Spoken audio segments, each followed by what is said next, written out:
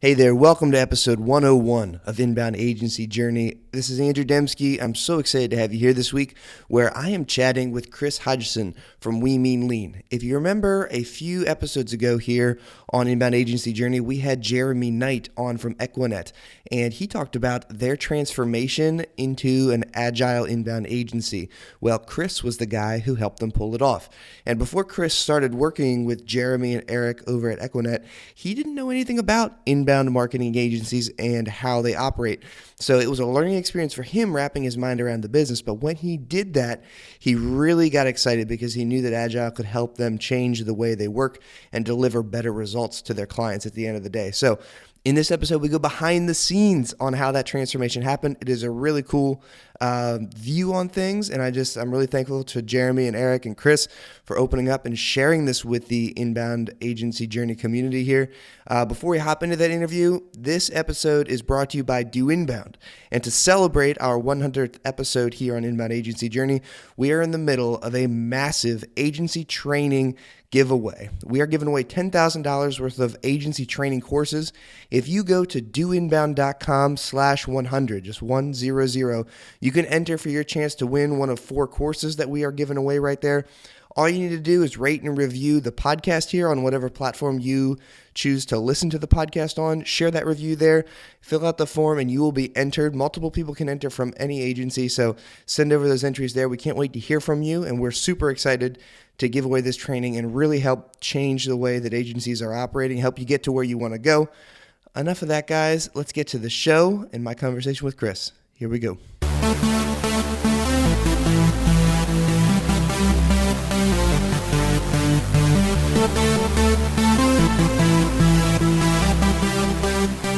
Welcome to Inbound Agency Journey.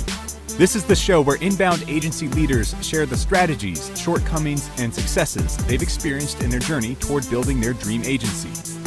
Now, here are your hosts, Andrew and Gray. All right, Chris, welcome to Inbound Agency Journey. So excited to have you here to just kind of get your perspective on implementing Agile for inbound agencies. We had Jeremy on the podcast just a few months ago, so this is a really cool follow-up on that. Before we get into kind of the details of that story, would you mind just introducing yourself to the listeners, sharing a little bit of your history and what brought you to where you are today? Sure. First of all, thank you for having me on. I hope it's useful and informative to your listeners. Okay, a quick background or history on me is I started in the digital world quite early on. I started a digital production agency back in 2006. And we built websites and mobile apps for advertising agencies and creative agencies and marketing agencies based in London. And it was a sort of what's called an onshoring model. So we had one of the business partners was Pakistani, and we had an office out in Pakistan, and which had all our tech and developers in it, and then a front office of account managers, consultants, project managers, and all the rest in London.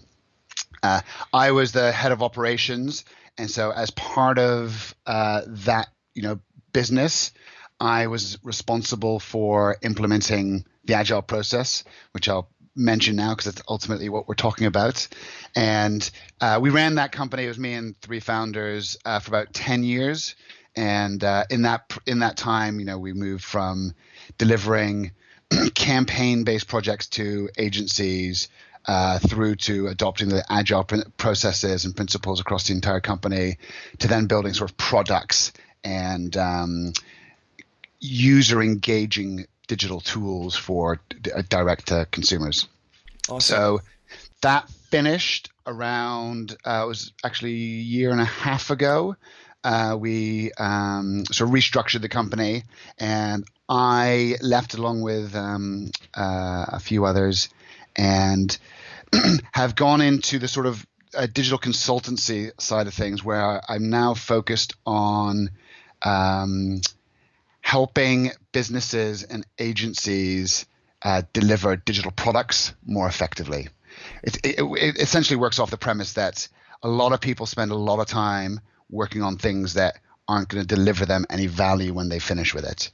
And if they were able to understand that and identify that earlier on in the process, they would either stop what they're doing or end up with a much, much better product at the end of it. And so therefore getting, a better, more value for the money and time and effort that they are spending on their projects. And I do that through an agency called We Mean Lean. So that's where I am today. Do you want me to get on to Equinet, or do you want to lead on the Agile stuff? Do you want to lead on with that yourself? Well, I think it's a great transition here because folks who are familiar with the Agile concepts, they understand it in the realm of software development. Right. Now, the principles there, you've had firsthand experience implementing that at Equinet through kind of the inbound agency scope of services. So let's kick that off there. First of all, how did you guys start working together, you and the Equinet team? And then what were your first impressions looking at inbound as someone who's, correct me if I'm wrong, but hadn't been exposed to inbound before that? Yeah, that's correct. So I knew Eric Swain, who's the COO of Equinet, from the days of my software development company. We worked on a number of projects together. So we went quite a long way back. And he called me up because Equinet were looking at so Eric was very familiar with my experience and the fact that he'd been around when I was implementing Agile into my agency, which was, in all honesty, quite a tough and painful process because we completely self-implemented. So I went away and taught myself Agile by sending myself on a few courses and then basically tried to implement it myself into the agency, which was ultimately successful, but was a very hard and tough road. And that was specifically for, software development. But anyway, so Eric and the Equinet team were looking at implementing Agile into inbound marketing. And because he knew that I had done this before, he called me up to ask if I'd be interested in helping them. Now, you're quite right. I'm almost familiar with the act of inbound marketing and have worked with marketing agencies, but I really didn't know that much about how it was done or the details of the process of delivering inbound marketing. So I said, well, okay, I'll have a look. And let's see if I can help you or what the deal is. So went in and had a chat with Eric and Jeremy. Jeremy being the CEO of Equinet, and had a little bit of talk about how they work and what's going on and whether I could help. And we decided that I probably could. Without getting into the detail of it, without me really getting into the detail of the inbound marketing, they were pretty adamant that it could deliver them value. Okay. And they were also adamant that they really wanted help doing it. So I was of the opinion that I'm pretty sure it will deliver value, but I can't guarantee it. And they said, well, we're pretty confident it will. We've looked into it quite a bit, so we want to go for it, and we want to make sure that we do it properly. So we'd really like you to help us do this. And so that was kind of how we started. So it was even really at the very start, slightly blind in terms of exactly how it was going to work. Do you want me to go into how it did work? Yeah, well, first of all, from a sales perspective, how great is the sales conversation where you can tell your prospects, your friends, but you can tell your prospects, I'm not sure this is going to work. And they say, oh, no, trust us, it'll work. Let us hire you so we can go do this together. You say that, but, as a consultant, I really only feel like you're as good as the quality of the work that you're delivering. So it's slightly nerve-wracking at the same time because you're like, I have no idea what's going to come out of this. But having said that, I am a massive Agile advocate. And so I am confident that it can work in almost, I'm not going to say any scenario, but certainly most team working, agency environments, Agile, if you're not doing it, will provide some sort of value. So I was confident but nervous. Awesome. So it was, go on. Walk us through the discovery here. When as you were getting acquainted with how they do business and the structure of inbound contracts, how they deliver their services, what was like the light bulb moment for you where you said, yeah, this is really going to work for these guys, and here's how we could, begin to implement in an organization like this? Yeah. Well, so the first thing that I did was I went into Equinet and spent 3 days just completely engulfed in what they do.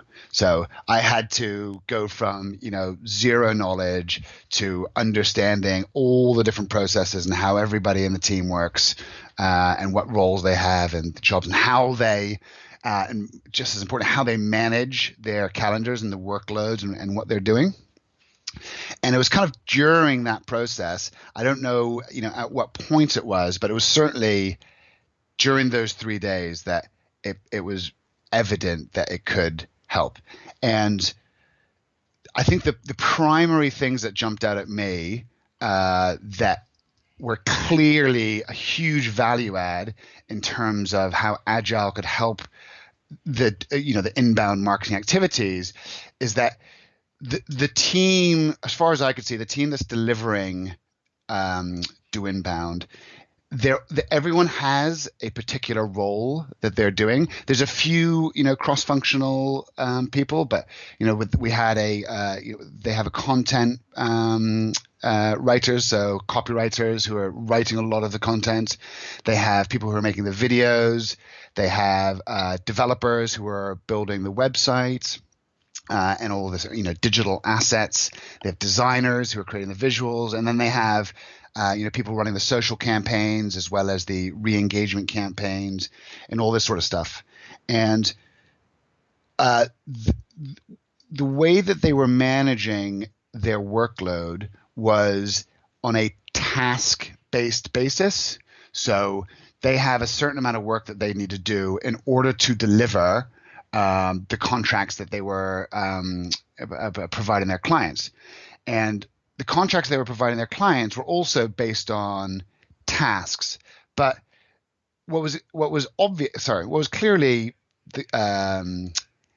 what the clients wanted and what the inbound marketing Equinet to deliver them was performance, right? So the quality of work that the inbound marketing agency or Equinet would deliver was down to how much traffic they delivered to their client, how many contacts they were going to get them, and how many what they call marketing qualified leads they were going to get them.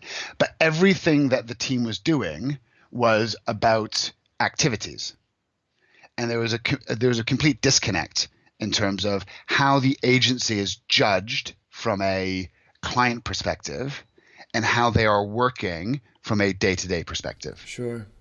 So that was a clear advantage. So with Agile, it's all about one of the core concepts or principles is having aligned goals. So everyone working towards the same goal and making sure that goal is the right goal is a really critical part of that. And so that was going to be a clear advantage, in order to implement the team. And the other one was bringing all these different skills into one cohesive team.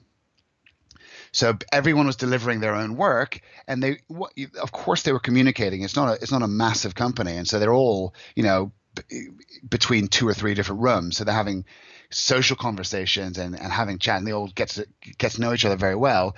But there wasn't very much cohesive communication in terms of how their work affects the other people in the team. Okay. And that, given that the performance that they're going to deliver to their clients is really completely interlinked in terms of how they all work together, that was the other part for me that really stood out as a value add that Agile is going to close that loop, because the other another principle of Agile is about cohesive teams, right? Having a team that has all the skill sets. So with software development, while it's applied to software development, when you try and form an Agile team, you don't try and segment it. You don't say, right, well, we just want front-end developers here, we just want back-end developers. You try and have input from all the skill sets necessary to deliver your end product. And so in inbound marketing, our end product, if I take it back to the aligned goal, is performance. So of your inbound marketing, so you need in your team all the different skills in order to deliver, a high performance inbound marketing campaign. And so we wanted to bring them all together. So those were, I think, the two things that really jumped out at me in terms of how they were working. So they were, to summarize, they were working this siloed way where everyone had their own task list. They all managed their own tasks in their own ways. They were working according to tasks and activities as opposed to performance, and they weren't all working together and measuring themselves on ultimately the right goals that their clients were going to measure them on. Okay. Now, it sounds almost overwhelming to think about that situation and then to say, okay, how do we right this ship and change the direction of how this whole team works and functions together without, dropping a client off or missing a key deliverable in a campaign? Yeah. So once you identified this gap there, what was your first step in kind of beginning the process of instituting change without disrupting delivery? Yeah.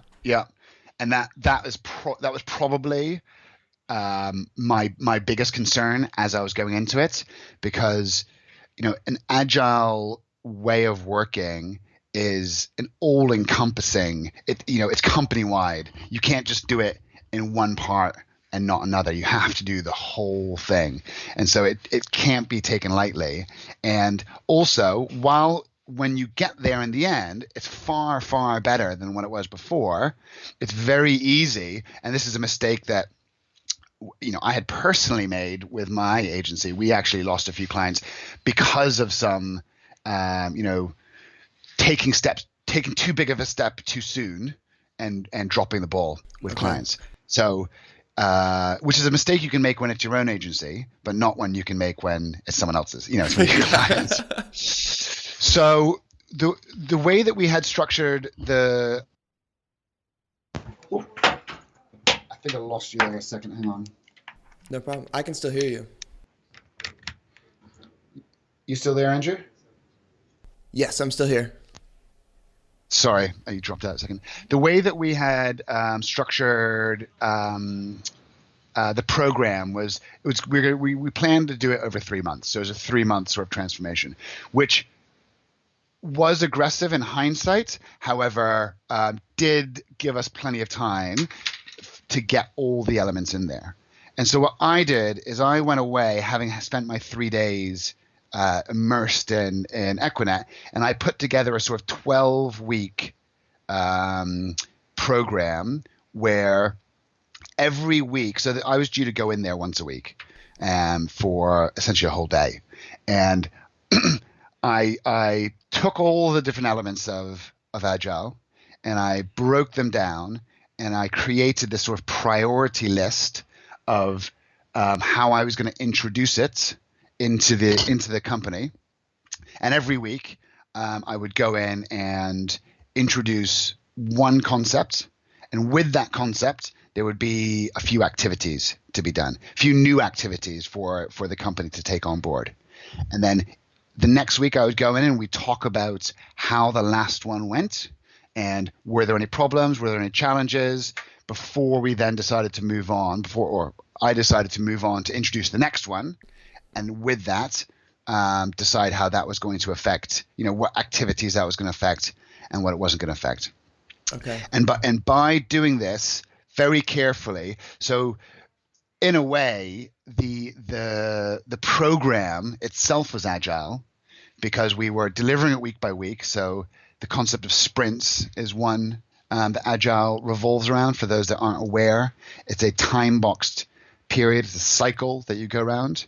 So I was essentially delivering a sprint of Agile work each week, and we would review how the last week had gone. We'd talk about it before deciding whether we were in a position to move on to the next concept or not. And if we weren't in a position to move on to the next concept, we wouldn't. We would discuss what went wrong with the previous one how it might be affecting the clients, and how we might correct it, and then we would run another week where they would stay on that concept or those tasks before I came in the next week and then introduce another one. And so that gave me the ability to keep a very close eye on how the different concepts affected the way that they were working. And also to, I'm working with both the team and Jeremy and Eric for the management team to understand how it's affecting their client relationships, right? And whether any clients are being potentially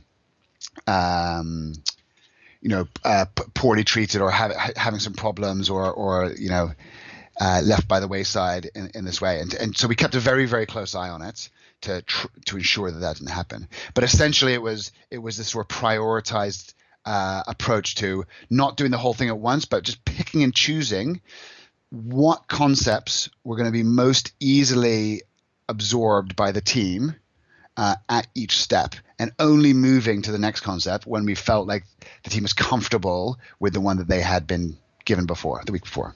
Okay, so you're layering on over time, little by little, kind of moving towards, and then adjusting as you need to as you go. Yeah, exactly. Beautiful. Exactly. So I have so many follow-up questions here, Chris. I don't really know where to start. But let's start with kind of the tools that drive everything. How did the process of implementing a tool to manage the new Agile flow go for the team? Is that something that you implemented slowly over time, or was that kind of a to be honest thing? It was the very, very first thing that we did. So there was an element to the process that was an unknown, as in I knew what the principles were, and I knew what we needed to maintain when we were delivering it, but I didn't know exactly how that was going to end up looking by the time that we were finished with the process. And so there's a tool that I use that I absolutely love, and I pretty much use for everything, which is called Trello. And it's a free tool that essentially it's essentially it was built for Agile, but it's a to-do list or a management board for Agile sprints, and you can pretty much do anything with it. It's incredibly flexible, and it's very easy to run, and everyone can have it on their computers. And so it's a very, very, very simple. You can it's as malleable as you want it to be, and you can use it for any purpose. So actually, the very first thing I did was introduce Trello and say, this is now where we manage all our tasks. So I can actually tell you that the first step that we did was to say, okay, from now on, we are going to put down what we're working on into a shared location so that everyone else can see what everyone's working on. Awesome. Because this was something that they were already doing. They were already discussing what they were working on, as any good team would, So they'd sit down. I think they'd do it every Monday and talk about, okay, what are we doing this week?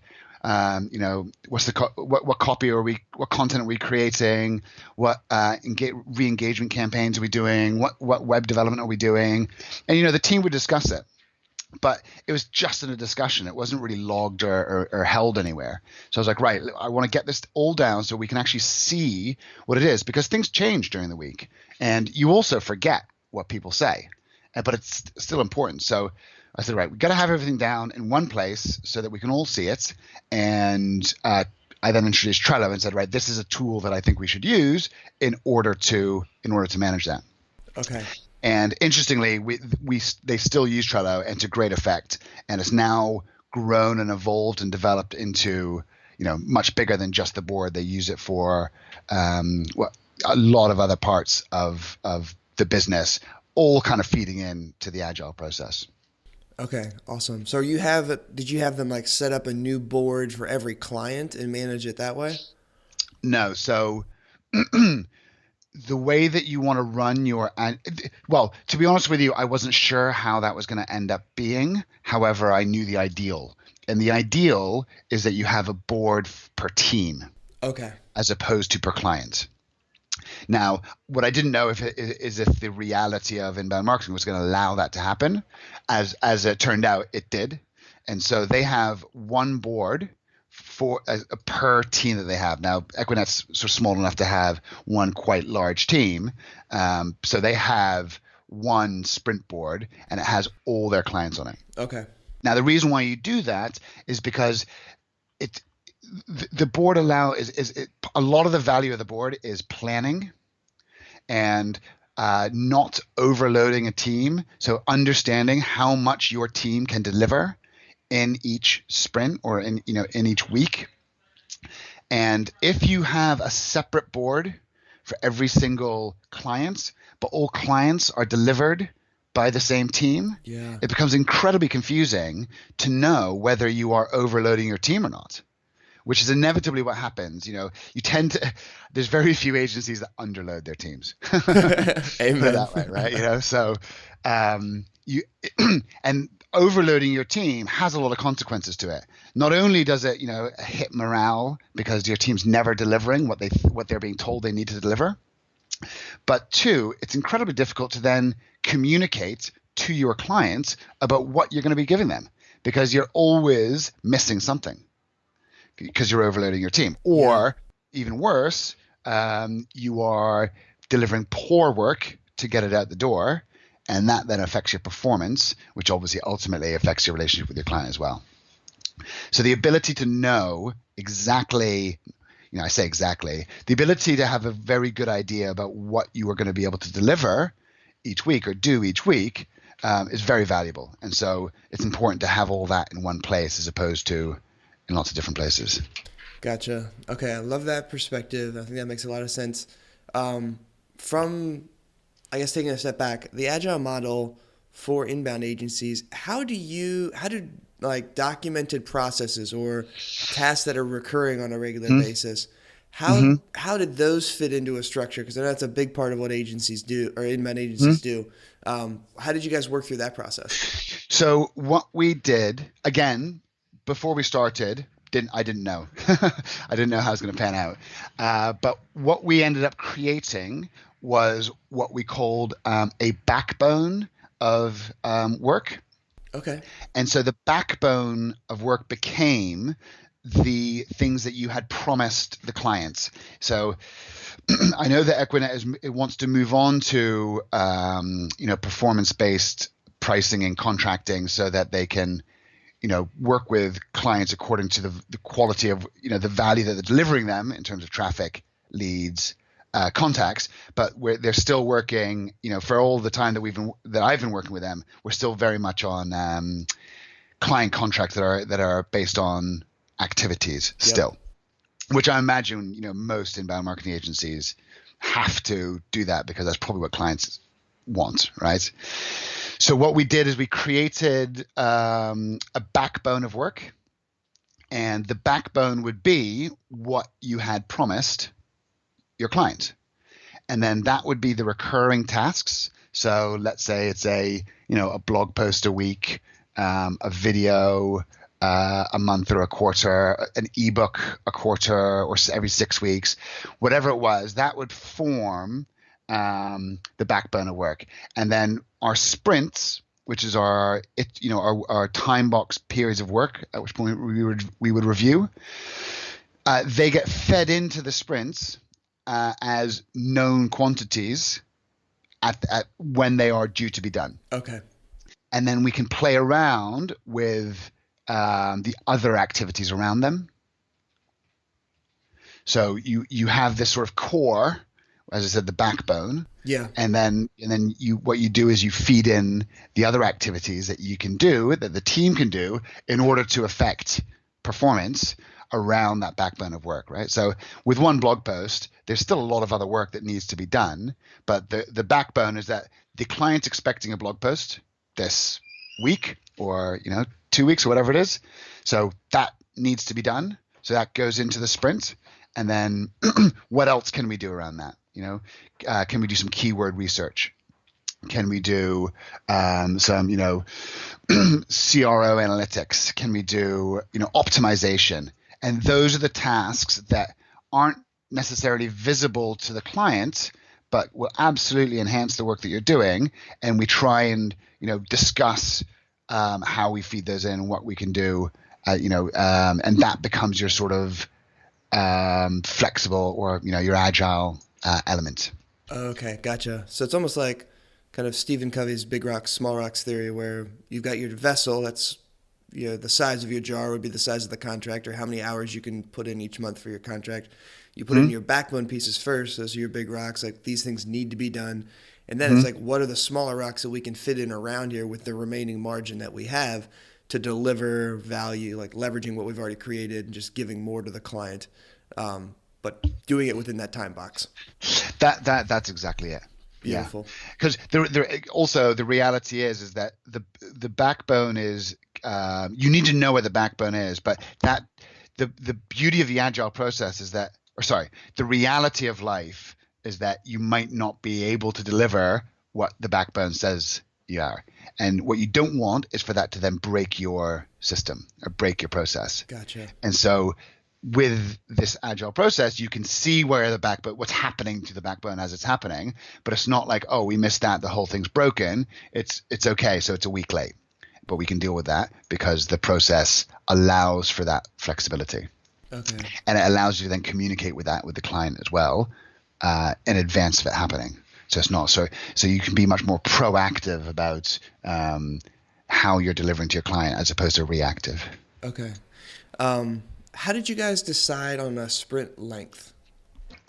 Well, obviously we're talking about it regularly, but we kind of let it decide itself. So a week sprint was the natural time to have a sprint at the very start because I was in there every week. And so it kind of happened just by me being there each week. So that was really the second concept that I introduced was this concept of working in sprints. The way you frame a sprint is by having, for those that aren't familiar with it, is you have a planning and a review points, and the sprint starts and finishes according to time, not according to activity. So you don't say, right, when we are finished with this work, then the sprint finishes. It goes, the sprint starts in, if it's a week and it starts on a Tuesday, it always starts on a Tuesday and it always finishes on a Monday, no matter what. And it just keeps on cycling around like that. So the fact that I was there every Monday naturally created this sprint cycle.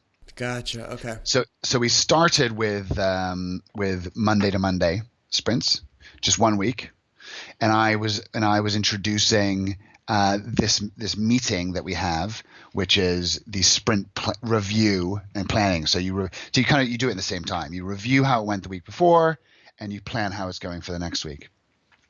What was happening to us is because this was a new meeting, and we're covering discussions and topics and ground that the team hadn't done before, the meeting was it was taking way longer than it was supposed to. I mean, we were having 3-hour meetings, or I think one of them went to 3.5 hours. It was crazy.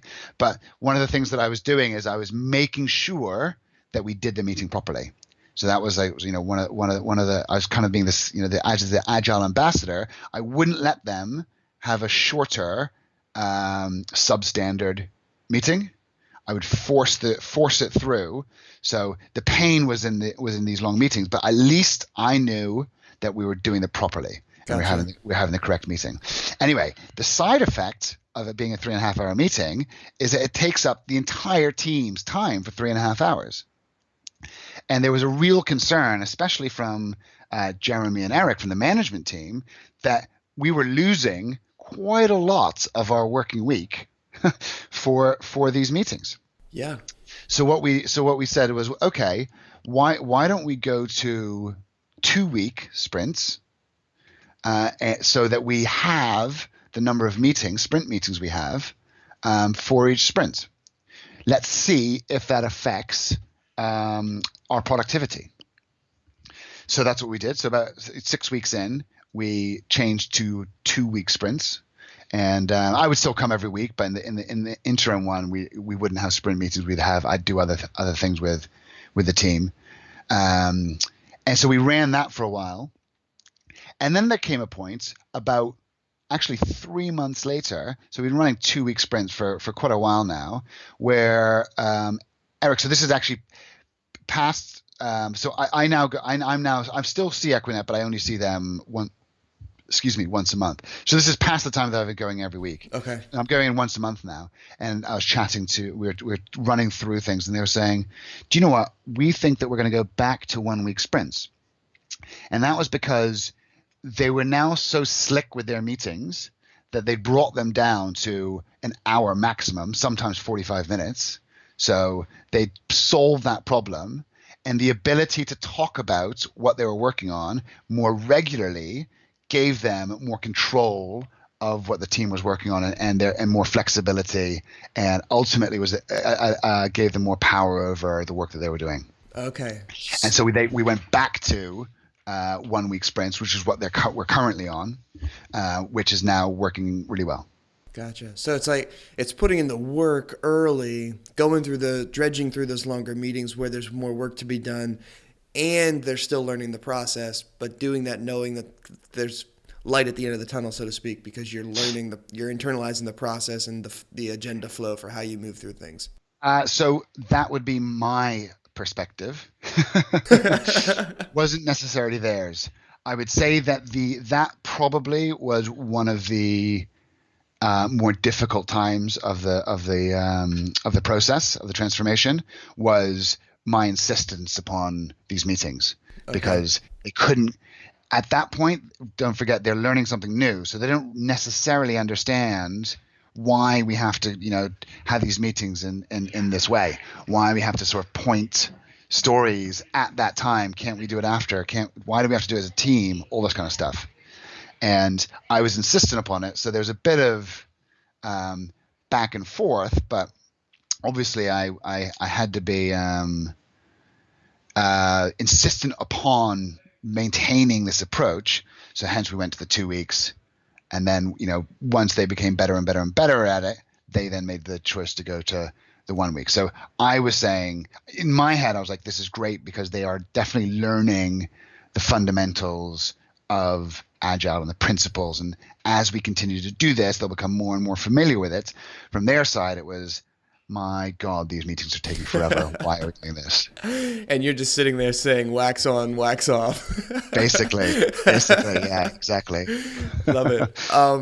Okay, so I guess a big part of the process here is like setting the stories that fill your sprints and pointing those. Can you talk about what was the typical line between a story and an inbound deliverable, and how did you guys organize those? Well, we treated them in the same way. So our backbone of work was all structured as stories.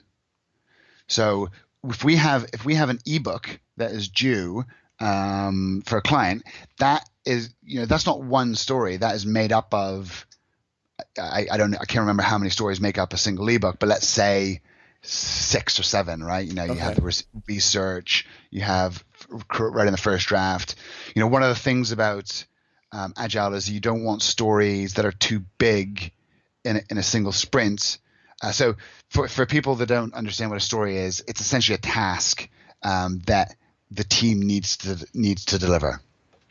And when we talk about big and small stories, what we do is we attribute points to the stories, and the points are a measure of how much effort it will take to complete that story.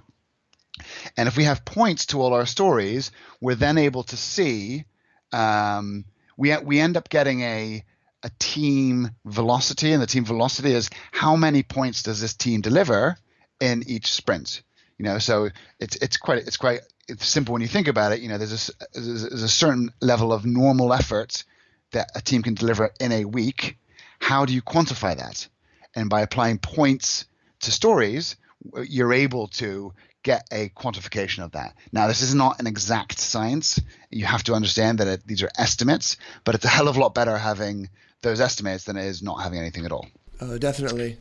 So to go back to your question about the size, to make a point about the size of stories, again, knowing that Agile, one of the things about these Agile sprints is about planning and being able to know what you're going to deliver or not. You don't want a story that's too big in your sprint, so it doesn't have too many points on it, because the bigger a task or activity is, the less sure you are that you're going to be able to complete it, the more risk there is that something will happen that stops you from completing it. And the less you know about what's going on, or the less you can be sure about what's going to happen, the less control you have, and so the negative cycle starts. So you want to try and break down your stories into manageable sized stories. Hence, when I say, so you have an ebook, it might be made up of 6 different stories that if you do all 6 of those stories, you end up with an ebook that has been, published and released. Okay. And so the backbone of work is everything's a story. Everything that we're working on ends up being what we call, I say so story is it's the Agile term for these pieces of work. Whether it applies, it doesn't necessarily, stories doesn't really apply to the way that we did it for Equinet and inbound marketing. It refers to the wording that you use for a development story, but we don't actually write stories. We don't say for anyone who's familiar with Agile, you go, as a user, I want to do whatever so I can. That is the structure of a development Agile story. We don't follow that, and so they're not technically stories, but we still refer to them as stories. That's just to clarify it for anyone who's getting confused. So everything ends up being one of these, I'll call them story cards, being in a story card, whether it's backbone activity or not.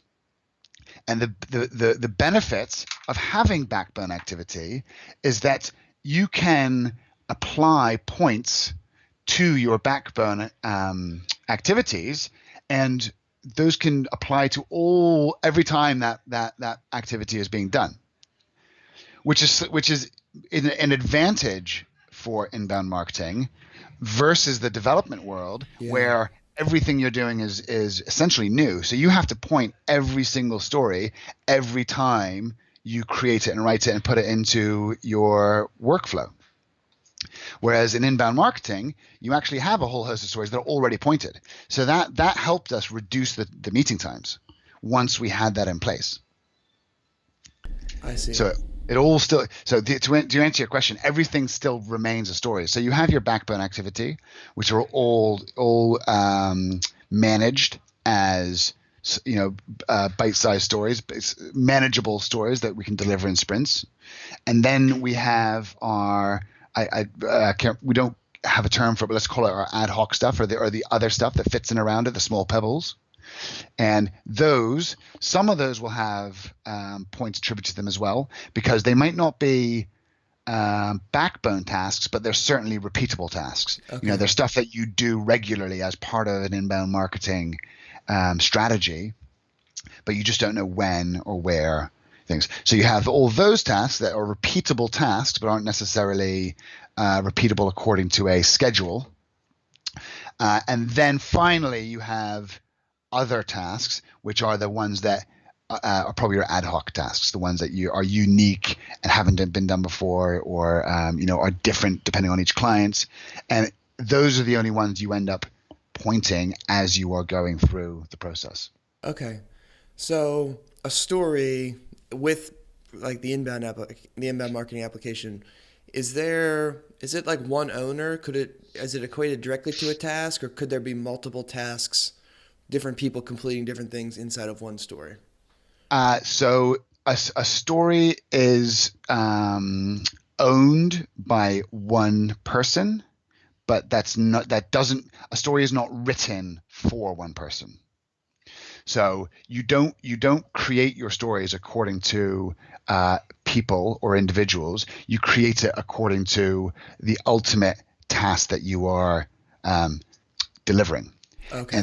But the reason, there are lots. In fact, most of the stories that we have in our board will require input from multiple people.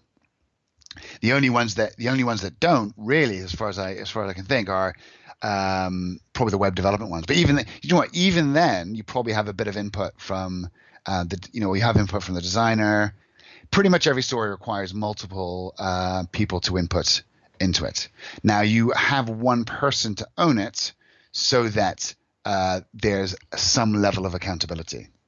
Okay, so they're responsible for bringing everything together and getting it ready for the next sprint meetup. Okay, correct. And they might, depending on in some circumstances, you can have one person own the card at the start of the sprint, and then someone else owning it by the end of the sprint, because the two tasks could be one follows the other.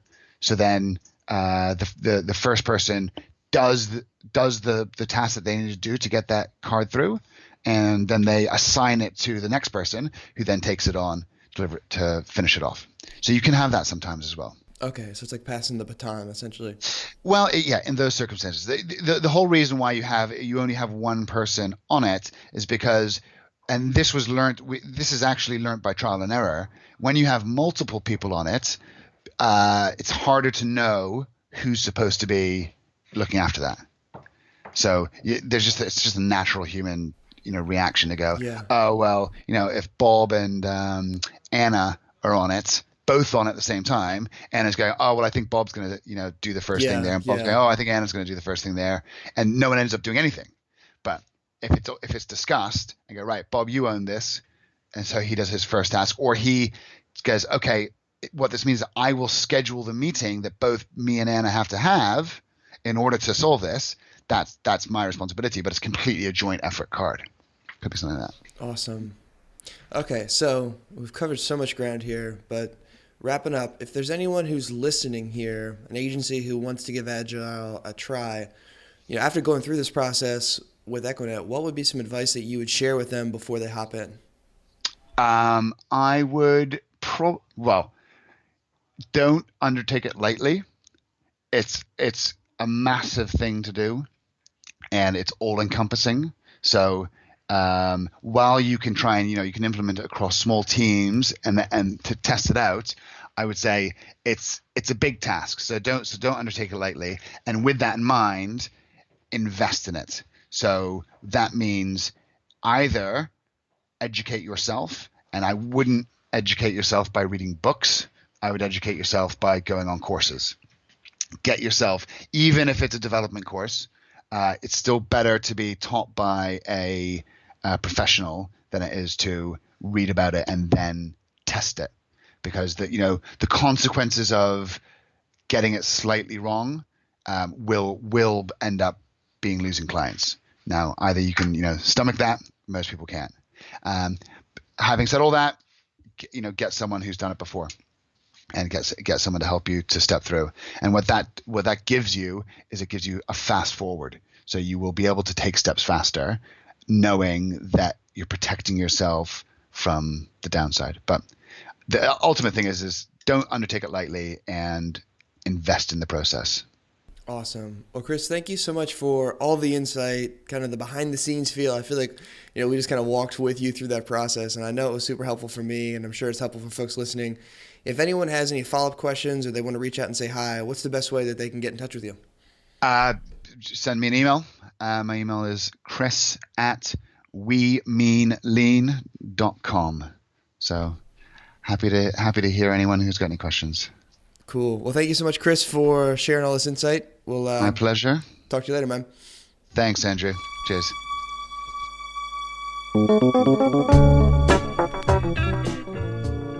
Thank you for listening to Inbound Agency Journey. You can find the show's notes for today's episode at doinbound.com/podcast. Again, that's doinbound, all one word, .com/podcast. If you enjoyed this episode, head over to iTunes to subscribe or leave us a review of the show. Until next time, remember, life is a journey. Keep moving forward.